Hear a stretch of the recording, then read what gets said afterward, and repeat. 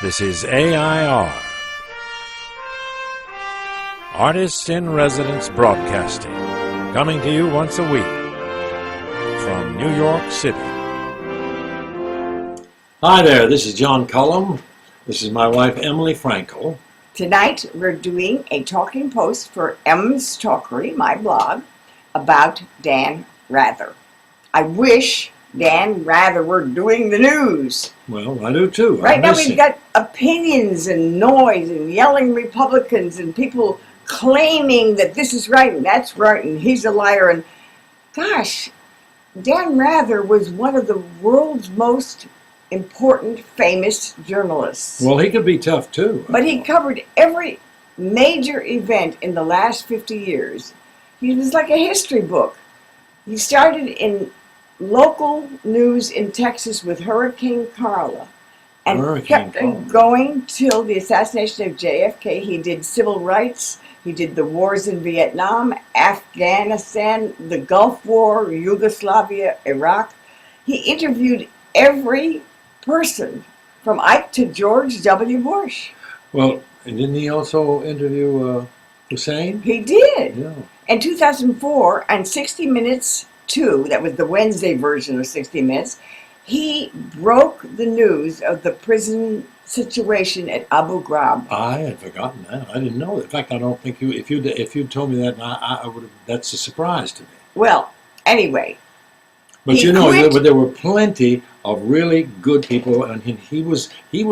I always remember him as a kind of a maverick, but they had people like Severon, they had Walter Cronkite, they had all those people, but he's the only one that's left, and not to have him around anymore. Well, he quit CBS when there was a brouhaha over George W. Bush's military background. There was a lieutenant colonel who claimed that he had been asked to sugarcoat the annual officer report of when Bush was the first lieutenant in the Air National Guard. Well, it was election time, and that would have been embarrassing. There were people who claimed the show was not shown, and people said that what the lieutenant colonel said was fake. And the mainstream news what did Rather have to do with it? I mean, it was a show that Rather recorded with the lieutenant colonel saying this. It was claimed to be a fake. The mainstream news made it into a great big scandal. CBS stood by him, but the day before election, CBS about-faced and said, we were misled, and they fired his producer, Rather's producer, and 3 assistants. I remember this. Woo! Rather quit 60 Minutes and sued CBS for $70 million, and he claimed he was the scapegoat. And that went on and on and on till September 2009, when the court finally dismissed the case. 2009? 2009. That was 5 years. So what this cost Dan Rather was more than money. It was his whole career. He was gone from the news. Now he does a show called Dan Rather Reports on a cable channel called HD Net. He interviews important people, famous people, villains as well as hero people.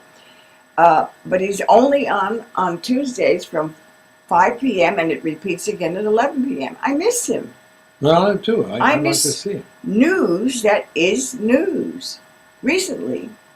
He always dug into things, that's for sure. Well, recently he was on Chris Matthews, Hardball, and they were talking about Obama, and they were talking about health care, and Rather used a rather tricky little analogy. He said something about Obama working hard to get everybody loving health care was like a guy on the side of the road in the South selling watermelon. Oh, brother. That was a bigger scandal than a sex scandal. John, read what he said, what Dan Rather said in the Huffington Post. It's right there. Well, here's what he said in the Huffington Post. Read it in your best John Cullum voice. It's an expression that stretches to my boyhood roots in southeast Texas, when country highways were lined with stands manned by sellers of all races. Now, of course, watermelons have become a stereotype for African Americans. That's the truth. And so my analogy entered a charged environment. I can imagine. So, Read. so he says, I'm sorry people took offense. And then the end of the article said, Right. what has caused this comment to go viral is the trumpeting of an online and cable echo chamber that claims the banner of news but trades in gossip, gotcha, and innuendo. I love that phrase. Yeah. Gossip and innuendo. Boy, that is what news is. I mean, I like Andrea Mitchell. I like Nora O'Donnell. I like Campbell Brown. I love Rachel Maddow. Yeah. She keeps me posted on what's going on in the world politically. But you still miss old Dan. Well, she tells me what's happening to my beloved country. It is my beloved country. Remember when I came back from my tour in South America? I was in Colombia, and I got arrested. Oh, and when Medellin, was it? It was Medellin, yes. And Medellin was warring with America verbally. Yeah, they carried guns. I remember. It was awful. And when I got back to America, when we were landing in JFK, I wanted to kiss the soil. This is my country. Anyway, if I could listen to Rachel Maddow at 10 and hear Dan Rather at 11, boy, wouldn't that be perfect? Yeah. I mean, I need an older, wiser, objective, strong guide telling us what's going on in the world.